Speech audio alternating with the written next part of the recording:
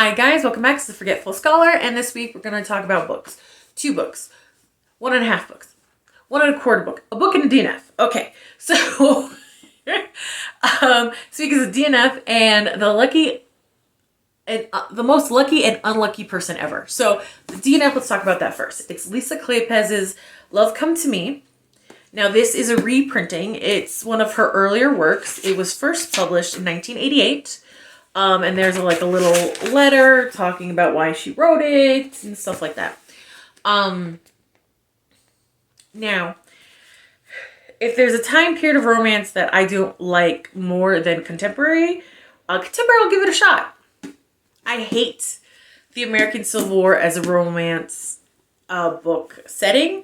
Because as an American, the American Civil War, there's nothing to romanticize about it. Like, it's just, no. And this is where this takes place, 3 years after the American Civil War. And it takes place in the Northeast Massachusetts. So there we go. Now, and if you've been to my channel before, you know that I love reading older books from the romance queens to kind of see the development of their literary voice, and I could see shades of later novels in this book. Now, this book threw me for a loop. Okay, so again, this was originally published in the 80s, so there was no subgenre for dark romance. So there is, and it's not quite a bodice ripper, but there is a moment where it's like she's saying no, but she means yes. I'm not a fan of that, but that's not why I DNF'd it. Okay, I'm all over the place. I really should. Why do I always end up filming on the days that I had no sleep the night before? What is that? What is that? Anyway, so let's start with Lucinda. Lucy, Sin, Cinda, whatever. She has so many nicknames in this book. And usually the hero and the heroine, they have unique nicknames for each other, whether it starts as insults or whatever, but it's kind of to show a connection between the two. Because he changes his special nickname for her all the damn time. And I'm like, ugh, okay. All right, I can see that. I can see the cracks in this writing. Okay, that's fine. So Lucinda, she's fucking annoying. Yeah. So, okay, so she has a fiance named Daniel, and they grew up together. He comes back from the war, and this is set 3 years after the war, and, he fought on the Union side, all that kind of stuff. They've been engaged for 3 years, so the moment he came back, they got engaged, and he's been putting it off. Now, understand, contemporary times, long engagement, totally understandable, especially if both sides, agree. She wants to get married right away, and a 3-year engagement for that time period is not exactly, that's different. You know what I mean? That wasn't the norm. And he keeps saying, well, I have to get money so you can have a good life. He's a successful lawyer for the railroad company. What?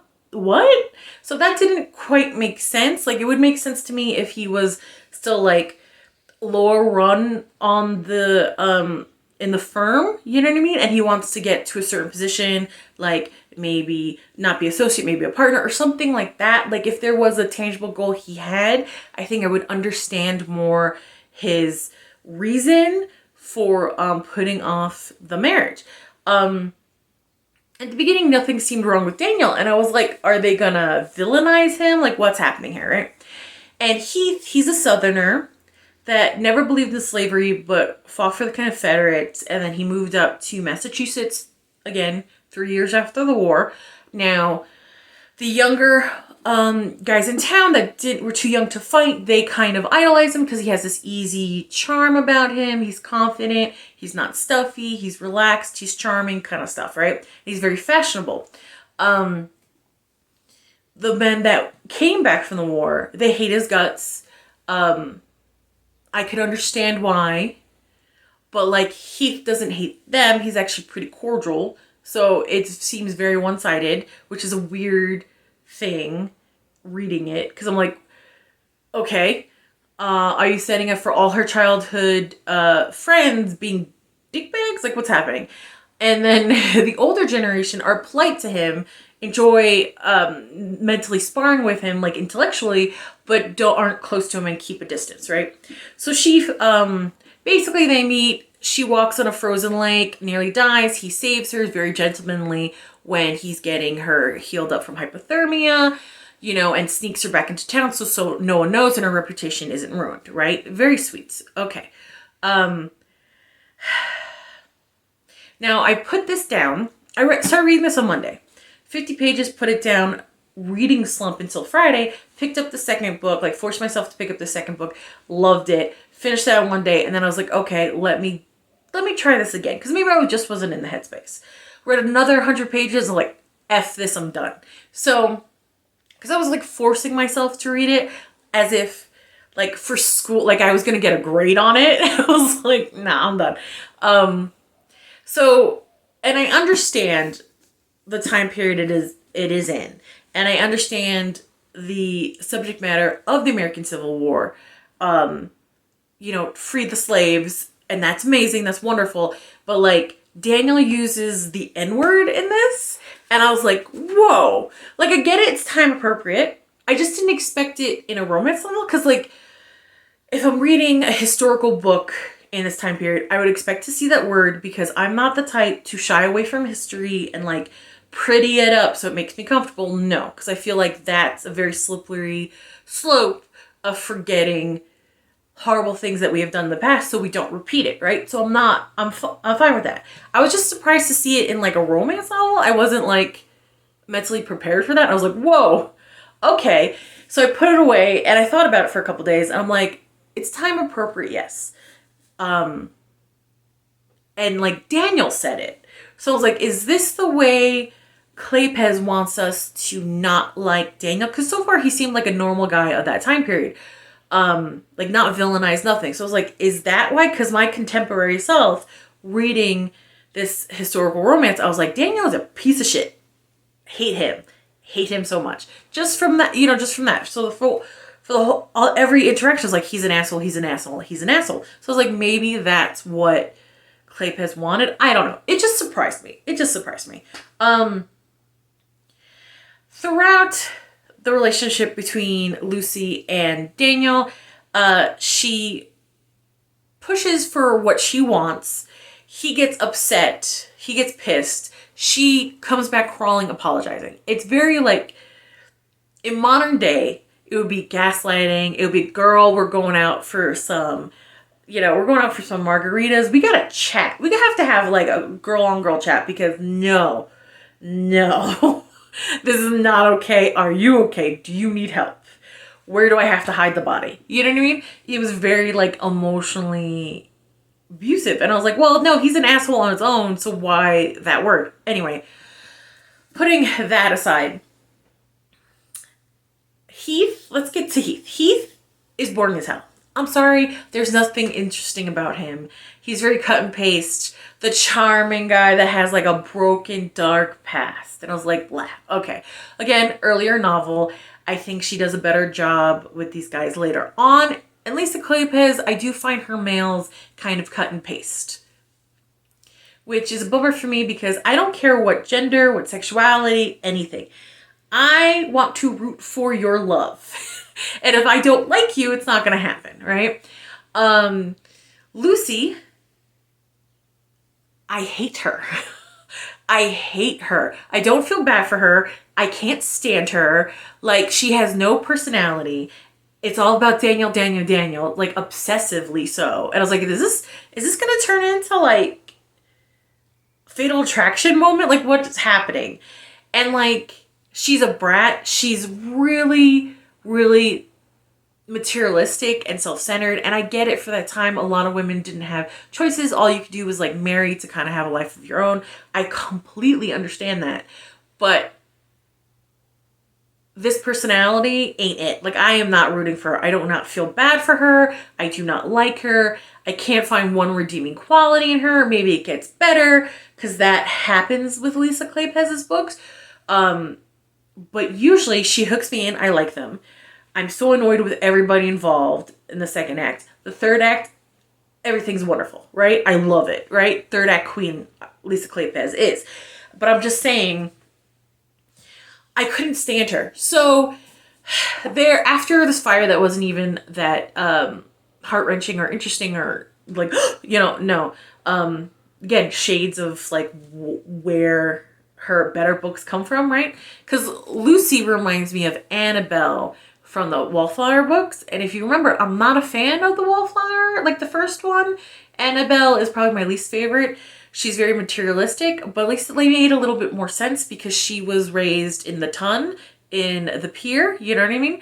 And Lucy, her father owns a store, a general store, and she works at the general store. So I don't know where this like air comes from. Like, it's really strange. She gets caught in a compromising position with Heath because even though she's obsessed with Daniel, she's like can't fight her attraction to Heath, right? Her best friend tells the whole town that she's a slutty slut because her and Daniel walk in on them.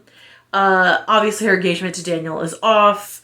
Her father's business is suffering because people are horrible. And Heath, like, does the right things, like, I want to marry her. And she's like, no. And the only reason she says no is because she compares the life she would have had with Daniel, parties and prestige, to the one that she thinks she's going to have with Heath. And, like, I understand for a real person that would have been a concern back then. But honestly, like, that was the final, like, one of the nails in the coffin. Not the straw that broke the camel's back. And I know I'm mixing metaphors, but, like, so close to it. And I was like, there's nothing likable about you. There's nothing likable about you. You are empty, vapid, pretty person, and that's it. There's nothing interesting in your history. Your interactions are boring. Like, you don't stand up for yourself with Daniel, but, like, you stand up for yourself with Heath, because, of course, that's so, like, a trope, of course. But, like, it's not even to show that you feel comfortable with Heath. It just makes you seem like a brat. Like, it just makes you seem like a brat, right? And then the straw that broke the camel's back, she goes to Daniel to beg him to take her back, right? And he's like, no.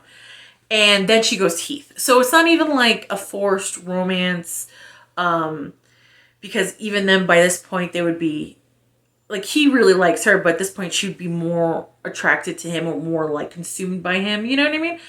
But, like, it just made it seem like that is her last choice. She has no choice. And I was just like, ew. Like, I see, when I stopped reading it, I was like, I audibly said, man, I wish you died in that house fire.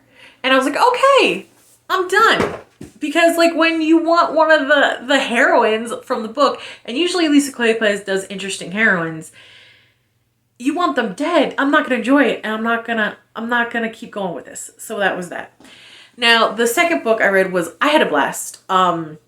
It's The Most Lucky Unlucky Person Ever. This is Julia Quinn, A Night Like This, the Smythe-smith family. Book 2, I think. Yeah. I love this. I gave it a 4-star. I had so much fun reading this. It was very much welcomed in the middle of the other one. Now, this follows Anne. She is a governess and the main guy is Daniel. Not to be confused from the last book. His name is Daniel. And they are the family, the Smythe-smiths are the family that do the horrible musicals, in the other Julia Quinn books. So I thought that was fun. She's the governess. She has a secret that she's hiding from her past. And I wish Julia Quinn kept the secret for a little longer. Because I think you find out like chapter 3 or 4. And I was like, that's too bad. I would have liked a little bit more suspense in why she's on the run, why she's hiding, why she's using all these different names, right? Daniel comes back from 3 years of exile, and I'll get to why he was exiled. He sees her, falls, insta-lust, or love at first sight. It's insta-lust, and I don't like it. But obviously they can't be together, so they get to know each other, which is fine. I find Daniel hilarious. He's very irreverent. He doesn't take things too seriously, but when he does, it's in a very protective way. He loves all his female relatives, and there is like a bazillion. He has 4 sisters. He has like the three little cousins that are like, I think 10 and younger, that she's governing, is the governess of. He adores them. Like, he's definitely a family person, and it's really sweet. What I don't like what Julia Quinn does is always in the beginning, the female meets the male, and she's like, it's like they don't know each other, but she's like, I can tell he's a good man. I was like, no, you can't.